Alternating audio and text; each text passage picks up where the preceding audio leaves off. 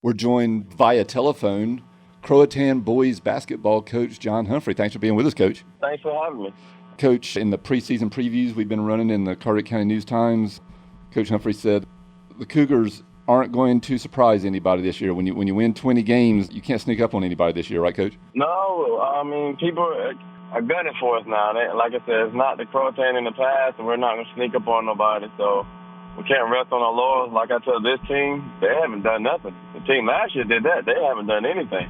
Regardless of if you was on the team last year or not, this team hasn't done anything. Cougars have been making some major jumps. They go from 1-19 to 11-13 to 20-8. It'd be nice to keep that number going up, but you said that number's not going to keep going up, especially with the non-conference schedule you put together, right, Coach? Well, to be the best, you got to beat the best. And right now, for years, let's just call a spade a spade. It's between a two-man race between Swansboro or two-school race, Swansboro and White Oak. So to prepare us, if you looked at my non-conference, it's very, very difficult. So I'm trying to prepare us for when we go to that gauntlet and face these teams that we'll be prepared and we'll be ready. Cougars won 20 games for just the third time in school history. First time they'd done it in 11 years. They had gone 9 consecutive seasons, if you talk about full seasons, not the pandemic shortened season where they were under 500. They went 44 and won 54 in those 9 seasons. So last year winning 20 games is just absolutely one of the best seasons in school history. Non-conference wise, Coach, last year y'all rolled through. You started what was it at one point? I think y'all were 18-1. 10-0. Yeah, 10-0. 14-1. Yeah, you went 14-1 and then finished 6-7. You said you want to flip that. We definitely want to flip that. And I was really upset we didn't go undefeated non-conference. That actually that's one of them trap games that no excuse, we lost, but they was in school, we out of school on break, we home all day. Every coach can't stand the game when there's no class. Right. You don't know what they're doing at home, and we just came out flat. If you look at it, one of our lowest points, definitely at home, but one of our lowest points all year. But it is what it is. They learn from it, and they regroup. I think we lost the span like 2 or 3 in a row, then they regroup. And, basketball's like that, ebbs and flows. As long as we get better with every game or try to improve, then I can take that. But we can't rest on our laurels. Like I told our guys, we were 10-0. So what? Now you put a bigger target from that, because now everybody want to beat you to be the first one to beat you. Got Camden County, West Bladen, who had a fantastic year last year, Southwest Onslow, not conference-wise, added them, and then you're going to go down to Wilmington and play some big schools down there, right? Yes, sir. Who's in that field? Only Laney, Hoggard, New Hanover, First Flight, little bit like that. Got the big 3 back, Trey Jones, Cannon McBride, Jaden Hilliard. Trey and Jaden were juniors last year. They'll be your 2 senior leaders. You got Cannon, who's a sophomore. Tell us about that 3. Tell us about those 3 guys and what they bring to the team. I can't talk about them 3 enough. They fortunately for me, they played for me in my AAU team, so they've been together in the winter and summer for the past 3 years. Cannon is playing up, and I think it really helped him in the summer playing at an elite level, but we always played in the best brackets, playing against the highest competition. So them 3, they're not fazed by much, who we playing, whether we're up 20, down 20. With them 3, you always think you have a chance to win. They just balance each other out so well, and they complement each other, and it's just a pleasure to have all of them together. And there's no ego.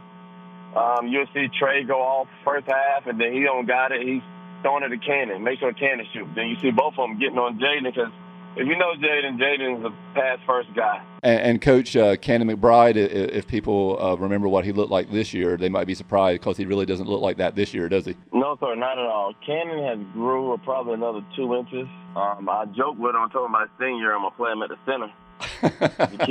If it keeps going. He's gained some weight and gained a little muscle mass. Like, his body is starting to catch up with him. So he's pretty excited to play. He's been working on his game. I know in the past a lot of coaches try to run out on him, don't let him shoot the ball, not to shoot the 3. He wasn't strong enough to really combat that with the stronger, smaller guards. But we've been working on him. His dad been working, and we've been working all summer. And his game has really changed. So y'all get a glimpse of that tomorrow night. That it's going to be a little harder to guard Mr. McBride. Yeah, the Cougars start the season on Thursday night, hosting Southside boys and girls. There's a lot of hype around Croatan. You go 20 wins. That's, as we mentioned, that's the first time that's happened in a long time. It doesn't happen a lot at Croatan. You got the big three back. But Coach Humphrey's telling people to pump the brakes a little bit because people are overlooking the fact that Luke Green and Matthew Woody are no longer on the team, right, Coach? Definitely. They were two monumental pieces. Like them guys gave us second and third opportunities and chances. Them guys were very smart. I know sometimes people don't think Luke was smart, but Luke was smart when he wanted to be. They knew the offense in and out. They knew when to cut corners, as in cut the play off, and when not to, and when it was serious and buckle down. And then them five together, when the game got tight, I wasn't worried. Most coaches get worried. I knew that they were going to do exactly what they needed to do. And then, like I said, Woody was huge. Like, Jaden hit 2 game winners back-to-back nights. We played a New Bern Christmas tournament. He hit a game winner against New Bern, hit a game winner against West Craven. And like I said, everybody was praising Jay, and that's my son. It was a great shot, and I like him. Everybody overlooked the fact that both times we missed the first initial shot. I don't remember who missed them, but I know Woody got offensive rebound consecutive nights, throws it out to Jaden, and Jaden hits the shot from identical spot both nights. So without that offensive rebound presence, so Woody did all the dirty work and didn't expect nothing for it. He just did it, whatever to help the team. So Woody's going to be a big loss. Yeah, that's hard to teach when you have a guy that's willing to get nitty-gritty like that without, a lot of the glory. Definitely. And like I said, he led the conference in block shots. So, and we go back and watch tape. What's impressive is, for most people, I think it was almost 3 blocks a game. But if you go back and really watch and study the tape like we do all the time, he altered like 7, 8, 9 shots a game that he really didn't block, but he altered. So that was huge. Yeah, you're talking about watching film, Coach. You said in the offseason you go back and look at some stuff from last year, and you just kind of marveled at the amount of second possessions him and Green were able to get you all. Yes. Now, I'm blessed. Now, I'm not going to sit here and act like I ain't blessed. Jaden, Trey, and Cannon, again, they've been on me so long. They are some very good offensive rebounding guards. So they will dig down and get some. But that Woody and that Luke, especially Woody has that, not comparing him to Dennis Rodman, but that Dennis Rodman effect where I don't know how the ball just goes to him. Like, he's nowhere in the play. He'll make the wrong move and go the wrong way, and the ball just bounces to him.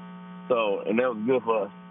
So Woody got us a lot of second possession. We chart second and third possessions, and it's just amazing.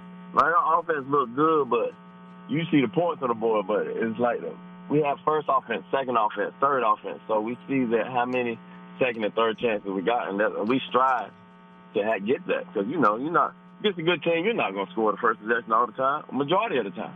Coach, how about the conference this year? You've got a tough one in the Coastal. You've got White Oak coming back, Swansboro. I mean, they I don't think they lost anybody. They reloaded for the most part. West Carteret was a series that you split with last year. What have you seen so far in some of your scouting, and what do you think? How do you think the conference is going to shake out this year? I haven't really scouted, to be honest with you. I went to the West game last night, but that was just more so to support. I have a lot of guys on that team that I coach to play them, and me and Coach Ken are real good friends, so I don't mess with him scouting-wise towards the end. We can be friends right now. But I was there always to show support. He supports me. But I'm going to tell you, that Swansboro haven't lost anybody, and I don't know if y'all know, White Oak is probably the deepest team in the conference. They reloaded. They got a couple guys from Lejeune that's very good players.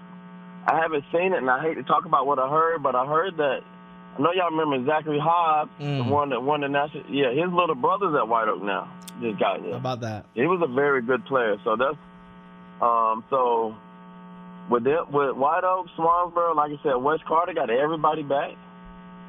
it's going to be a tough conference. Not overlooking Richlands or Dixon. I don't know much about what they got, but the West Carteret, I mean, them the three past conference champs. You got West Carteret, you got Swansboro, and you got White Oak. So it's tough. Our conference is very tough.